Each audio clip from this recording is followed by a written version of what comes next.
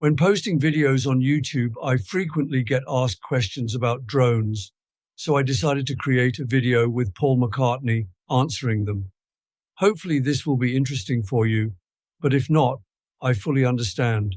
The most common question I hear is, do you need a license to fly a drone? If your drone is over 250 grams, then yes, you do need to register it with the FAA. DJI makes a line of mini drones that are under this weight, so you can fly them without a license, but you are still subject to all aviation regulations, regardless of size. Is it hard to get a drone license? Not really. Just sign up, take a simple test, and pay the fee. It's something like $25. Do you need a commercial license? Well, that's up to you. If you plan on using it for a business, or if it's a very large drone, then yes, you are required to pass a more stringent test and pay a larger fee. You'll have to be able to read aviation maps and understand weather reports. But if you're just flying for fun and sharing your videos online, then no, you don't need a commercial license. What kind of drone do I fly? Well, I've flown several types over the past few years. I started with the DJI Phantom 4, an excellent drone. I had two of those. When they got too old and worn out, I tried the DJI Mini, but wasn't happy with its performance. So I got the Air 2S, which is an excellent drone, has good range and a nice camera. How do you get the sound in your videos? You don't record the sound with your drone. Who would want to listen to all that buzzing noise anyways? I use an iPhone to record the audio. Then at the end of the day, I have to synchronize all of the audio and video clips together before editing the final video in iMovie. I shoot in 5K for best results, though the YouTube compression algorithms and streaming will usually degrade that considerably. Can't be helped. Are you allowed to fly over rail yards? What about critical infrastructure? Only the FAA can regulate airspace. Unless the FAA has declared an area a no-fly zone, you can fly there. And as for critical infrastructure, there is no clause in the regulations for such things. If a site is considered critical, like a nuclear power plant or an airport, it already has flight restrictions for that area issued by the FAA. Businesses cannot ban drones flying over their property. However, if your drone goes down over their property, too bad. You can ask nicely for it back, but it's trespassing if you go in there to get it yourself. What about places with local ordinances against flying drones? Again, only the FAA can regulate airspace. If you look carefully at the wording of the ordinance, you will see it says you cannot operate a drone within a given area. Operating is not the same as flying. This might seem confusing, but it is purely intentional. Cities and states cannot regulate the airspace above them, but they can pass ordinances that restrict what you do on the ground. If you are not allowed to operate a drone in an area that does not necessarily prevent you from flying over it, it just means you can't stand within that area while operating it, nor can you land or take off there. But be careful. Your local law enforcement will not understand the difference and will likely try to issue you a citation. You will need a good lawyer to show them what the law or ordinance actually means. Can you fly near airports? Why, yes, you can. The airspace around an airport is shaped like an upside-down wedding cake. At the center of the airport is the no-fly zone that extends all the way from the ground up. But the further you get from the airport, you can fly up to certain safe altitudes. How do you get permission to fly there? The drone has its own GPS system that knows where it is at all times and has a database of all known airspace zones. If you try to fly into a no-fly zone, the drone will not allow you. It may not even allow you to take off. Using the built-in app on the controller or on a phone app, sign up with one of the services that allow instant authorizations. Request authorization for the area you are in, and within a few seconds, you have authorization. The FAA provides maps that show you everywhere you can fly and how high. What about flying when other aircraft are in the area? Aircraft are always in the area. One of the requirements for all new drones is to have a built-in radio for receiving signals from aircraft in the area. When an aircraft is approaching, the drone controller will notify you to be on the lookout. If you are flying at a safe altitude, most likely you are fine. But just be careful. It could be a helicopter, which often fly at low altitudes. It's up to you, the drone operator, to keep from running into other aircraft. So fly responsibly. What about flying over people or cars? You should never fly over groups of people unless you first get permission from all of them to do so and fully explain the risks of being hit by a drone. Flying over random individuals is unavoidable, however. There will always be people walking around somewhere. Always keep that in mind when flying and avoid areas where people congregate and adjust your path around them whenever possible. Flying over cars is not so much an issue. However, any damage that is caused by your drone is your responsibility. What is the range of your drone? The range depends on a lot of factors. Buildings, trees, and hills can block signal, and radio towers and power lines can cause interference. Actual results will vary. As a rule, you are required to keep the drone in sight at all times, which is physically impossible. The main reason for flying a drone for most people is to shoot photos or videos. In order to do so, you have to watch the screen to see what you are shooting, as well as keep informed of the drone status, battery usage, speed, distance, etc. You cannot watch the drone and watch the screen at the same time.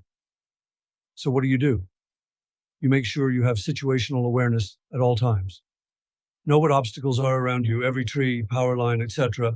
Don't get distracted by other people. Stay focused. And if your drone says a plane is approaching, check your altitude. What are the best camera settings for the drone? Unfortunately, there aren't a lot of choices when making camera adjustments. Drone cameras often do not have physical zoom or aperture controls. All you can control is camera speed and such. I've played around with the settings quite a bit and found they mostly make no difference. The only suggestion I have is to use filters on your lens. DJI and others make ND and polarized filters that fit your drone. I always have a polarized filter on mine. It cuts down on glare. How long can you fly on a single battery? That also depends on several factors.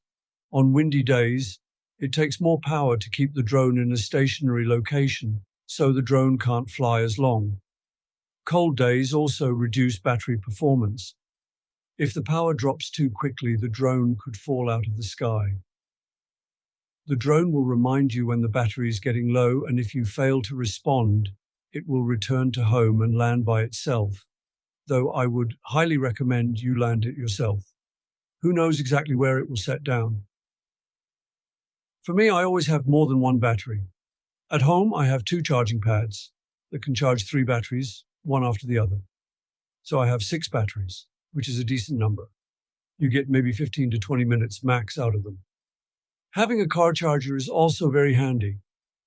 The controller takes much longer to charge, so I recommend you carry an extra USB battery pack for that, just in case. What about using third-party replacement batteries? Never, ever, ever, ever use third-party batteries, unless you don't mind losing your drone in the river. I have tried 2 different third-party batteries, and both failed on the very first flight. I almost lost a drone in the Tennessee River when the battery suddenly went from 100% to 10%, as over half the cells failed. The other battery overheated and almost caught fire.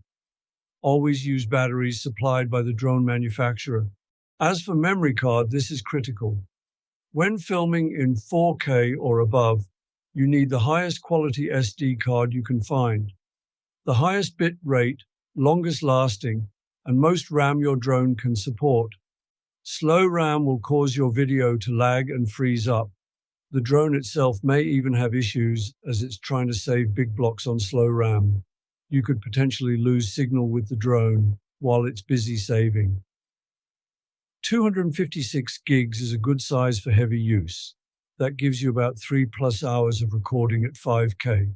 Also, for best results after you are done editing your video and don't need the original source files, either block erase or format the memory stick before using it again.